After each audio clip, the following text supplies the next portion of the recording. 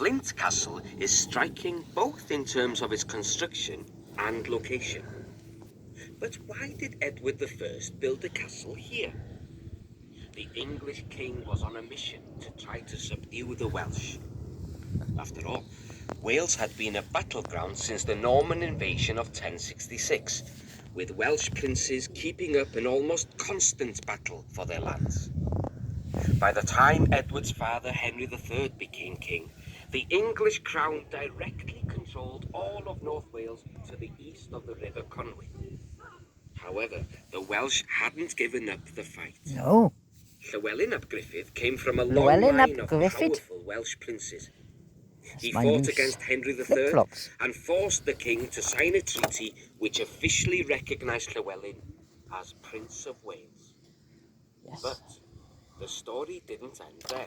Didn't end there. When Henry died, Edward became king. Edward? And he and Llywelyn didn't tell us failed which to number. see eye to eye. No. The new king felt the Welsh prince was disrespectful and disloyal, and eventually it led to all-out war. All-out war?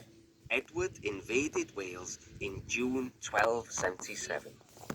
He had already strengthened some of his father's castles in Wales, but decided he needed newer, more powerful fortresses too. Within a month, work was underway on building Flint. The castle was to be a launchpad for the English king's occupation of Welsh lands. Exactly. Right. Mae Castell y Fflynt yn drawiadol o ran ei adeiladwaith a'i leoliad hefyd. Ond pam nath Edward y cyntaf adeiladu castell yma? Roedd brenin Lloegr ar dan i orchfygu'r Cymru. Cymru. Wedi'r cyfan.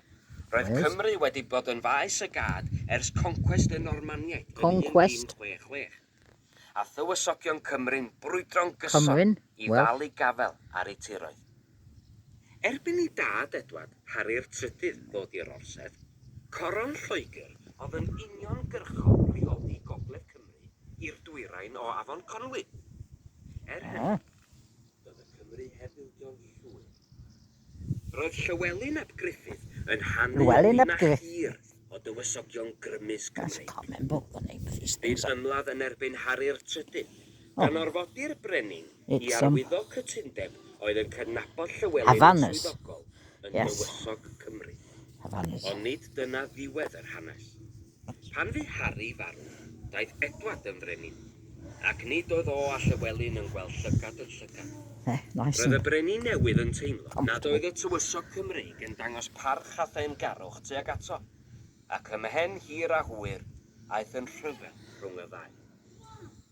Yn mis Mehefin 1277, llifodd milwyr Edward i Gymru. Roedd eisoes wedi cryfhau rhai o gestyll i dad yng Nghymru, ond penderfynodd ei fod angen ceirau newydd, mwy cadarn hefyd. O fewn mis, roedd y gwaith ar droed yn y Fflynt. Byddai'r castell yn fan cychwyn goresgyniad brenin Lloegr o diroedd Cymru.